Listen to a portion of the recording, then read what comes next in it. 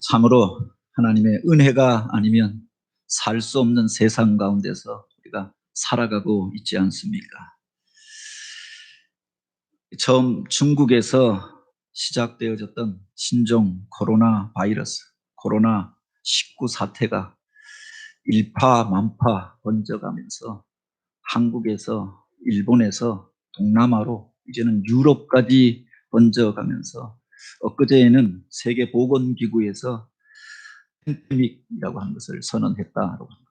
한 지역의 문제가 아니라 전 인류의 문제고 전 세계적인 문제고 인류가 공동으로 대처해야 할 중대한 사태가 되어졌다라고 하는 거죠. 어제 하루 동안 이탈리아라고 하는 나라에서는 2,000명이 확진되어지고 200명이 그날에 죽었다라고 합니다. 2만 명 이상의 확진자가 나오고 바로 그중에 2,700명, 2,800명이 사망하는 사태가 벌어졌다. 오히려 오늘 우리들이 겪고 있는 이 문제가 가장 심각한 문제라고 생각했는데 그들 나라들이 한국은 대체 어떻게 대처하고 있기, 사망자가 적은가 배우러 오고 그 비결을 알려달라 찾아오게 되었다라고 이야기하죠.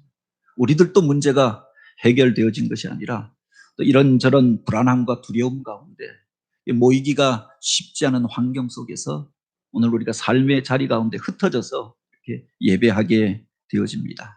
도시가 봉쇄되어지고 국경이 폐쇄되어지고 국가와 나라 간의 교역과 교류가 끊어져 버리고 세계 증시가 폭락하고 환율이 급등하고 연일 격리, 봉쇄, 사망, 폭락 오늘 우리가 그 단어 하나하나만 듣기에도 두렵고 떨리는 말들이 연일 뉴스를 통하여서 접하게 되어집니다. 왜 이런 일들이 벌어졌고 왜 이런 재앙과 풍랑을 만나게 되어졌습니까? 비슷한 일들을 기록하고 있는 알베르 까미의 페스트라고 하는 소설이 있습니다. 1947년 2차 세계대전을 겪은 이후에 바로 까미가 그 시대상을 그려놓았던 소설책인데요.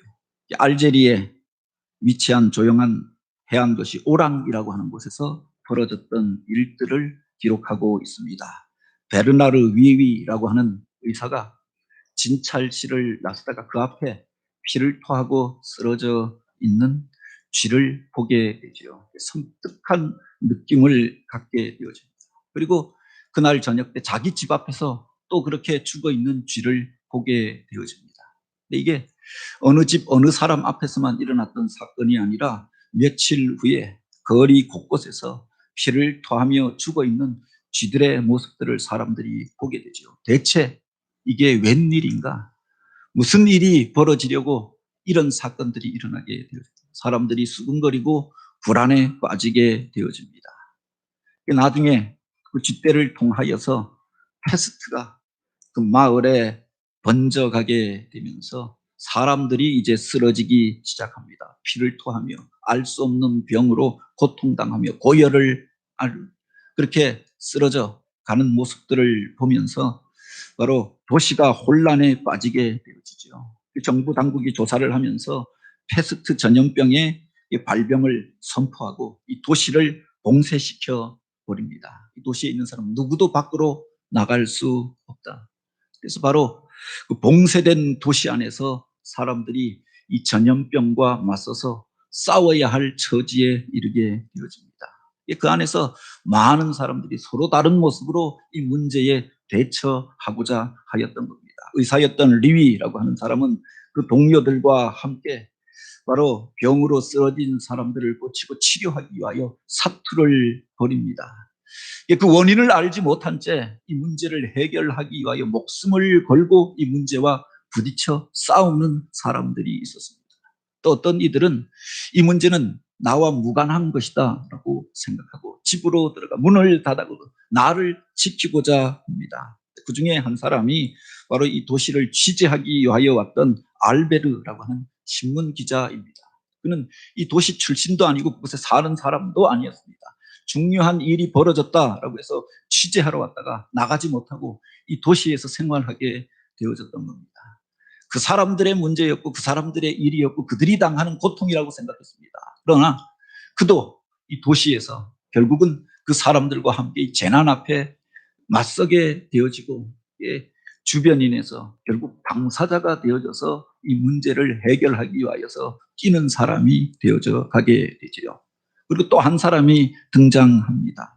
바로 이와 같은 재난을 통하여서 하나님께서 주시는 경고의 음성을 들으라 외쳤던 신앙인이 있었습니다. 신부 바놀루라고 하는 분이, 바로 이 재앙은 인간의 죄 때문에 시작된 것이니 회개하고 돌이키라라고 외치게 되어져, 통렬하게 그들 속에 있는 죄에 대하여, 교만함에 대하여, 악한 것들에 대하여 이야기하고 회개하라고 외칩니다.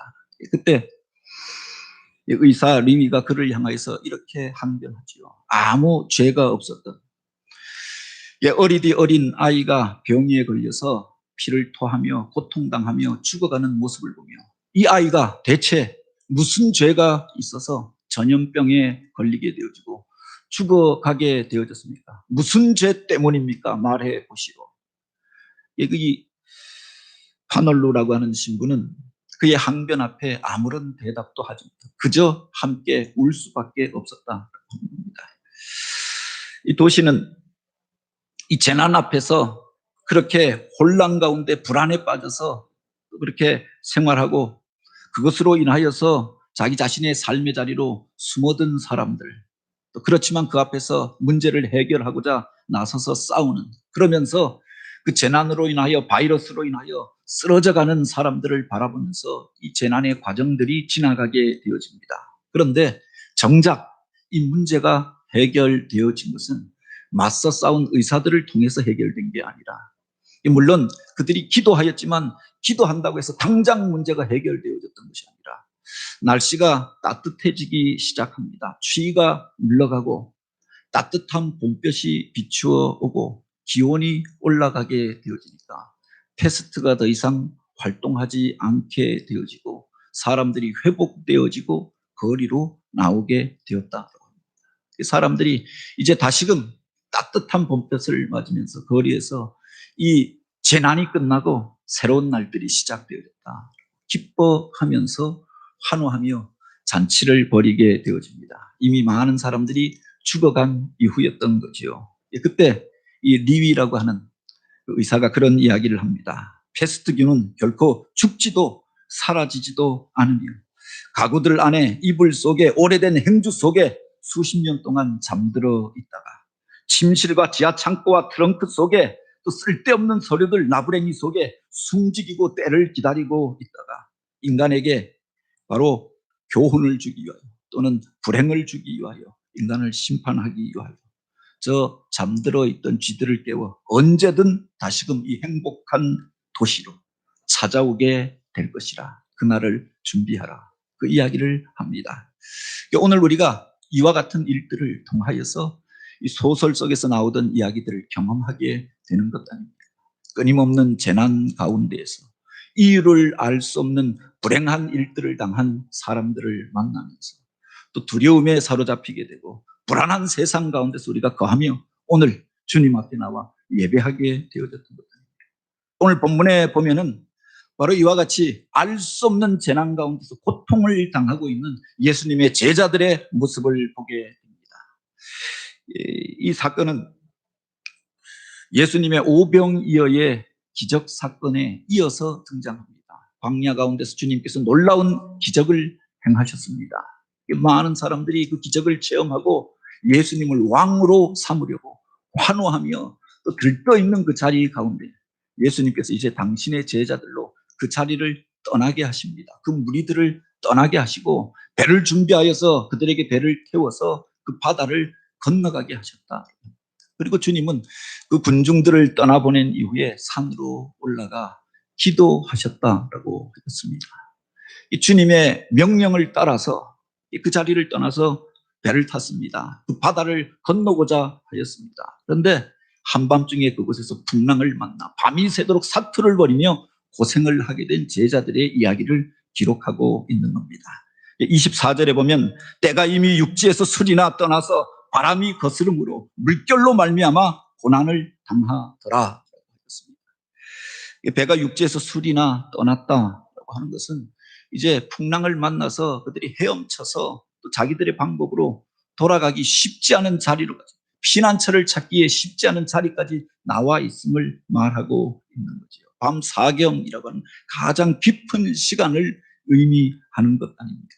바람이 거스름으로 물결로 말미암아 고난을 당하게 되었다. 그런데 주님께서 가라고 하신 그 길을 떠났습니다. 근데 순풍에 돛단 듯이 가는 게 아니라 바람이 거슬려서 앞으로 나아갈 수 없는 처지에 이르게 되어졌다.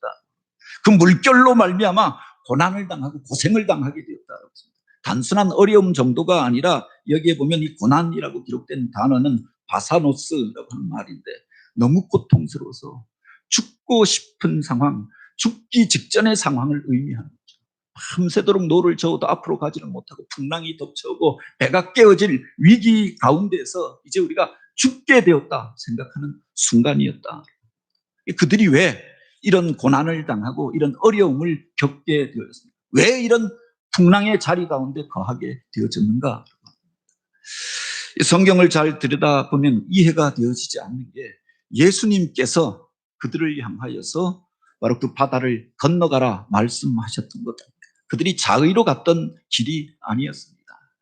군중들이 환호하고 예수님을 왕으로 삼으려고 하고 그 속에서 들떠서 함께 기뻐하고 감격하고 있는 제자들을 향하여서 그 무리를 떠나라 라고 말씀하셨고 그 자리를 떠나라 라고 말씀하셔서 순종하며 떠났던 길이었습니다. 주님의 말씀대로 배를 타고 그 바다를 건너고자 하였던 겁니다.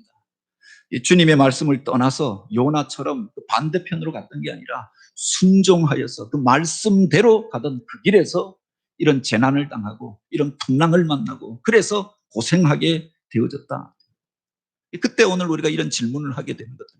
믿음의 사람들이 왜 이런 재난을 당해야, 죄 없는 사람들이 왜 이런 일들을 통하여서 어려움을 겪어야 합니까? 이번 코로나19 사태를 통하여서도 그렇게 어려움을 당하는 분들이 있잖아요. 물론 오늘 우리가 그 속에 하나님의 메시지가 있고 하나님의 심판의 음성이 담겨져 있다 고백하지만 아무런 죄가 없이 자기 일에 열심을 다하던 사람들 가운데 바로 이 코로나 바이러스에 감염된 것이 확진되어져서 사람들로부터 격리되어지고 손가락질 당하고 가정이, 그 기업이 어려움을 당하는 경우는 또 얼마나 많이 있습니까? 요사이는 그 확진 환자들의 동선이 인터넷을 통해서 공개되어져서 이 사람이 어디도 가고 어디도 가고 어디도 갔다. 이 사람은 왜 직장도 안 가냐? 매일 이렇게 놀러 다니냐? 왜 무슨 이런 쇼핑을 많이 다니냐? 이렇게 비난을 받는 사람들이 있는 반면에 어떤 분들은 그저 집 직장 아침 일찍 나가서 저녁 늦게까지 일하고 고작하여 만나는 사람이 직장 동료, 식당 아줌마밖에 없는데 그런데 이 코로나 바이러스에 감염되어졌던 겁니다. 안타까운 사연들이 있잖아요. 무슨 신천지에 개입되어지지 않고 믿음에 신실하던 사람이, 또 어느 부목사님은 장례식이 나서 마음에 꺼리낌이 있었지만 그래도 위로하기 위해서 병원을 찾았다 장례식장에서 감염되어져 왔습니다.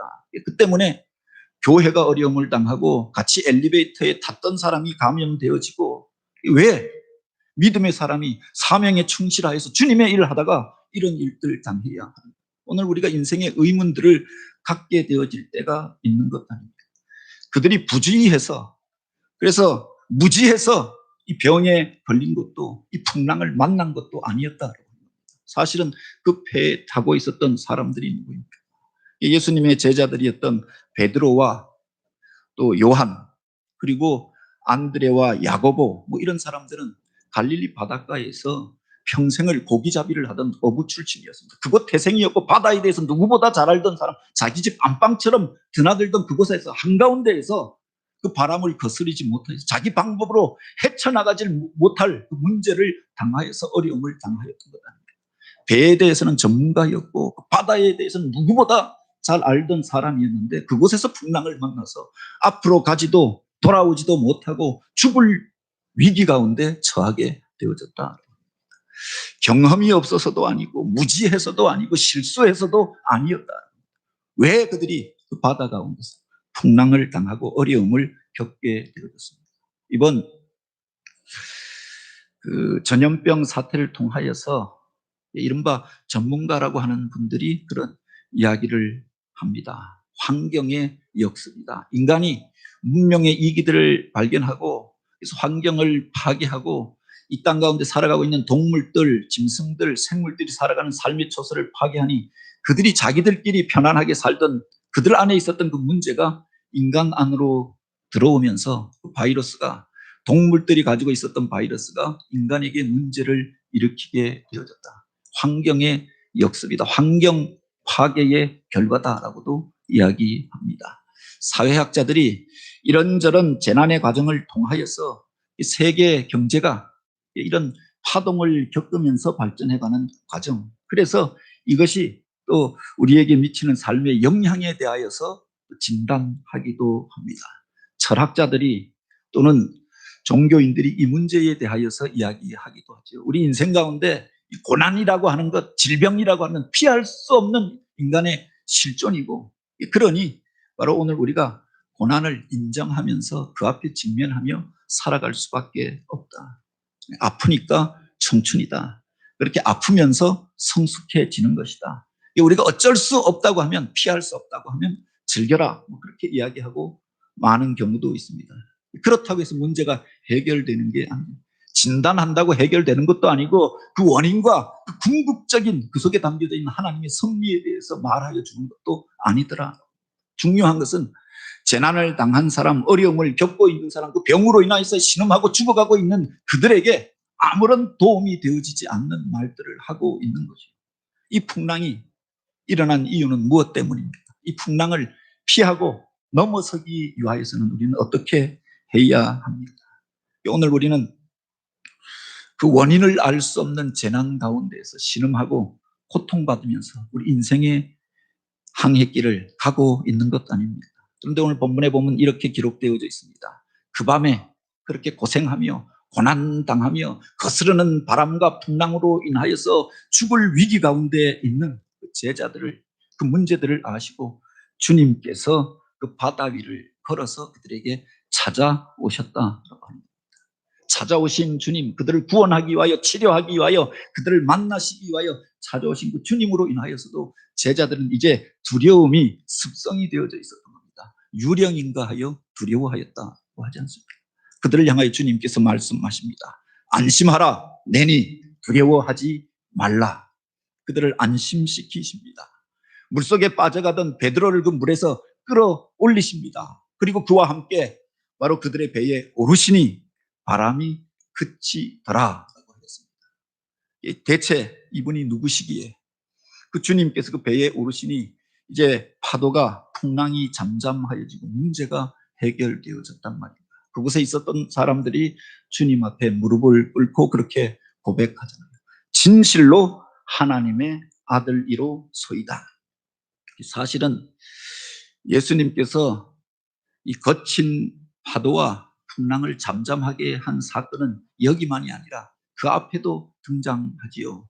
예수님께서 또 한 번 제자들과 함께 그 갈릴리 바다를 건너갔던 적이 있었습니다. 그때는 예수님께서 같이 가고 있었는데, 주무시고 계셨는데 잠자고 바로 풍랑이 일어나잖아요.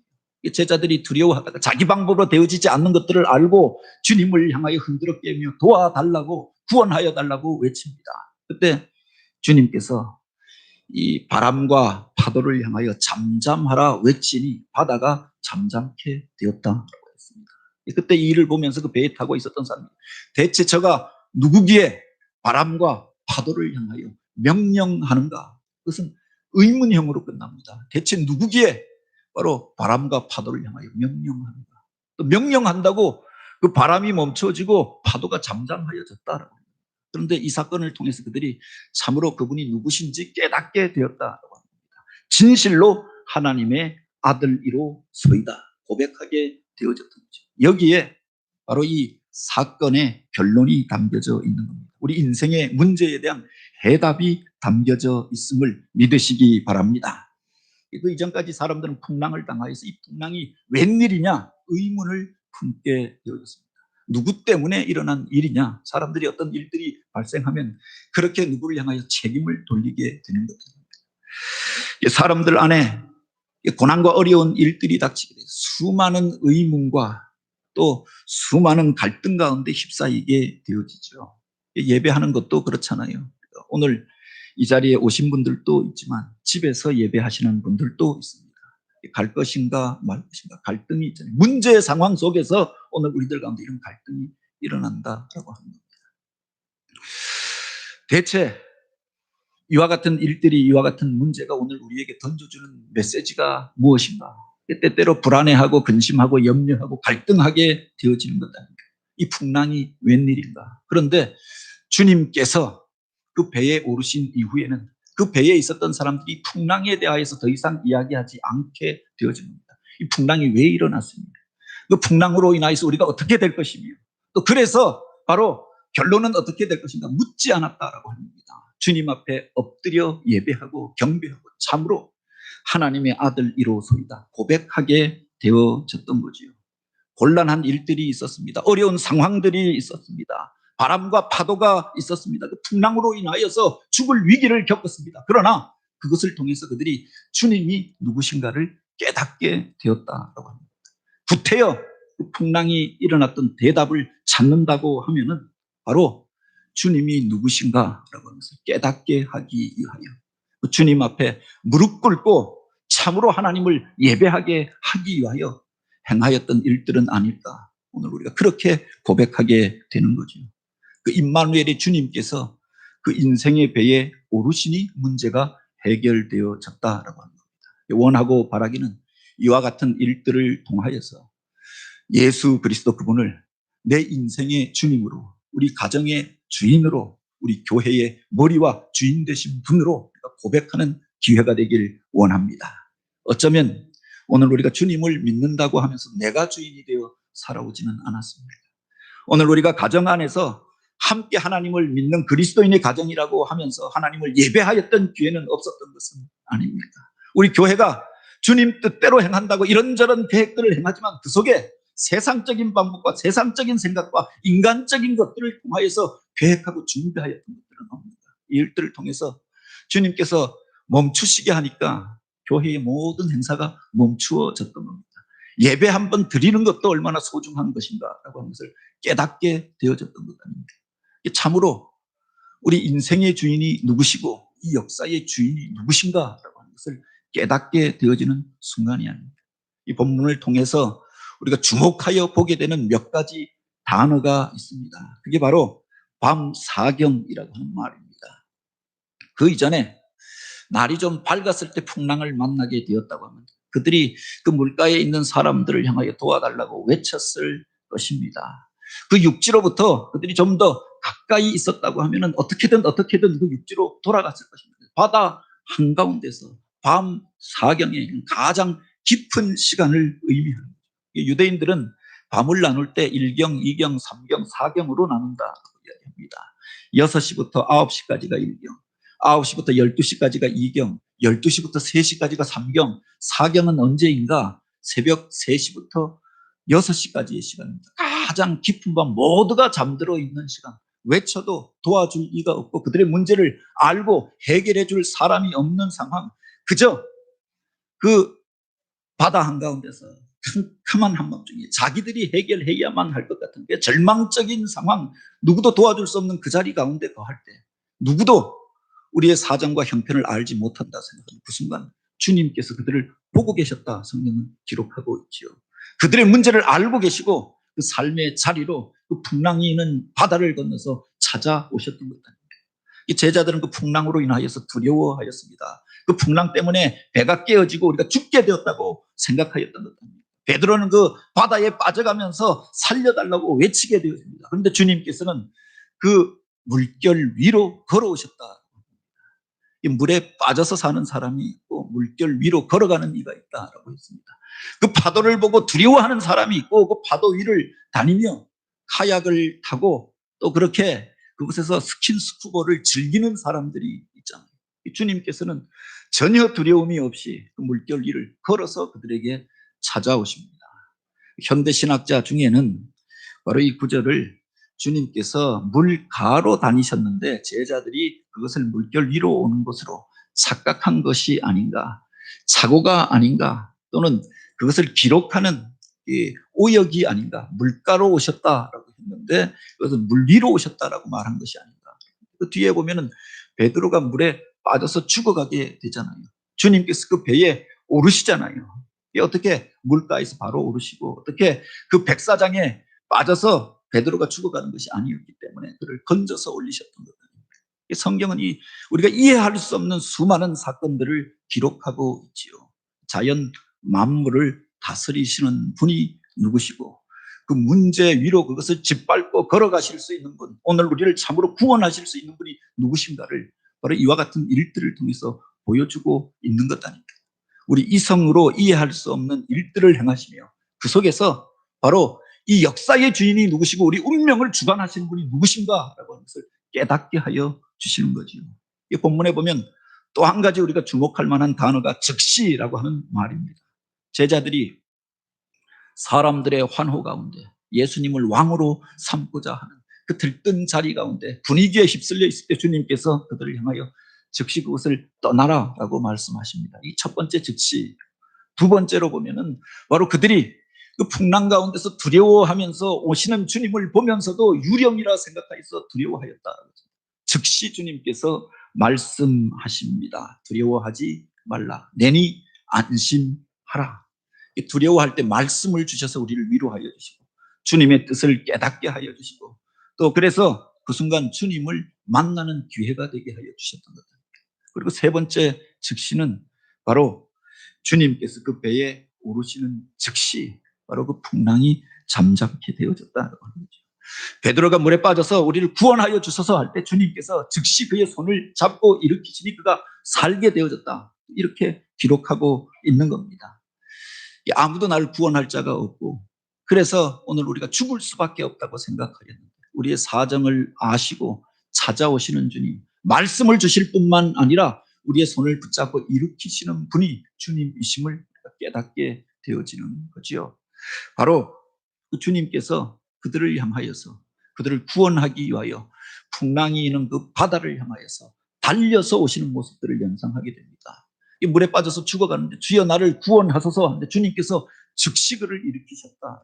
그를 살리기 위하여 어슬렁 오신 게 아니라 천천히 품위 있게 오신 게 아니라 사랑하는 그를 살리기 위하여 달려와서 그 풍랑 가운데서 그를 잡으시고 일으키시는 주님의 모습, 그 사랑을 깨닫게 하는 구절이 아닙니다. 오늘 우리가 이해할 수 없는 상황 속에서 두려워하며 걱정하며 염려하게 될 때가 얼마나 많이 있습니다. 주님께서 그 풍랑 가운데서 두려워하는 우리를 향하여 그렇게 말씀하십니다.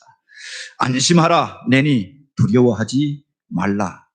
이제 풍랑이 멎었으니 안심하라 말씀하신 게 아닙니다. 파도가 그쳤으니 두려워하지 말라 하신 게 아닙니다. 여전히 파도가 일렁이고 있고 그 풍랑 가운데 빠져가고 있는데 주님께서 그들을 향하여 내가 너희와 함께하겠다. 내가 너희에게 찾아왔으니 내가 너희와 세상 끝날까지 같이 할 것이니 바로 안심하라. 두려워하지 말라라고 말씀하십니다. 그리고 그 주님께서 그 배에 오르시니 그 문제가 해결되어진 줄 믿으시기 바랍니다. 그 파도는, 그 풍랑은 주님을 더 깊이 만나는 기회가 되어졌던 거죠. 주님과 같이 있다고 제자들은 생각했습니다. 주님의 기적을 경험하고 이제 같이 환호하며 예수님을 왕으로 삼고자 하였습니다.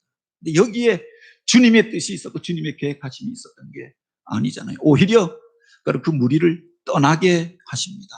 그리고 이 재난을 통하여, 풍랑을 통하여 참으로 주님이 누구신가를 깨닫게 하여 주었던 거죠. 고작 하여야 유대인의 왕으로 환호하면서 경제 살리고 한두 사람 치료하고 끝나는 그게 아니라 이 인류를 구원하시기 위하여 이 역사를 주관하시는 분으로 이 우주의 왕으로 오신 주님을 오히려 그들은 격화시켜 버리고 있었던 것 아닙니까? 이것을 깨닫게 하기 위하여 이 풍랑을 통하여서 주님께서 그들을 다시금 만나 주셨던 것입니다. 참으로 하나님의 아들이로소이다.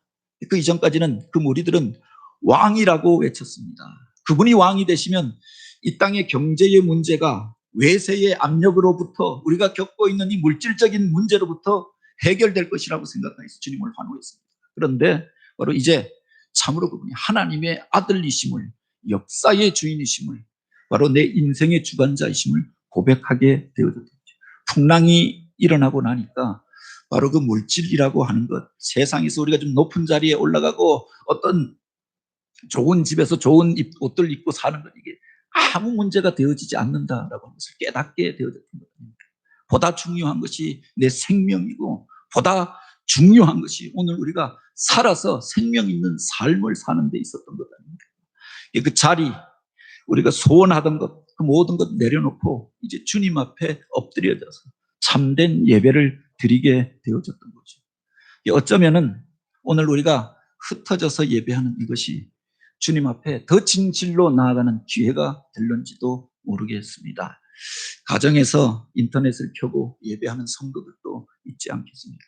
교회에 편하게 나와 예배하는 것이 얼마나 소중한가라고 하는 것을 깨닫게 되는 기회가 되겠죠. 오늘 이 전에 올라서 예배하는 분들 가운데서도 바로 그 마음속에 이런저런 불안함을 가지고 오신 분들도 있을 것입니다. 그 속에 바로 오늘 우리가 주님께서 한번 바람을 부시고 풍랑을 일으키시는 한순간에라도 우리 가정이 깨어지고 우리 공동체가 깨어지고 이 세상이 요동할 수밖에 없다고 하는 것을 우리가 인정할 수밖에 없는 것입니다. 주님 앞에 그래서 더욱 진실하게 기도하게 되고 참으로 영으로 하나님을 예배하게 되는 것입니다.